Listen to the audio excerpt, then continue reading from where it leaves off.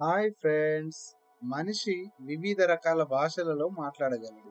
జంతువులు కొన్ని రకాల శబ్దాలతో మాట్లాడగలుగుతాయి. మరి చెట్ల సంగతి ఏంటి? ఏంటి చెట్లు మాట్లాడగలుగుతాయా?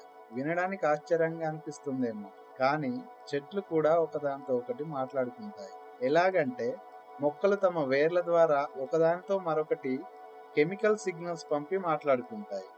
ఒక చెట్టుపై పురుగులు దాడి చేస్తే అది పక్క చెట్లకు జాగ్రత్త అనే రసాయన సంకేతాల ద్వారా హెచ్చరిక జారీ చేస్తుంది.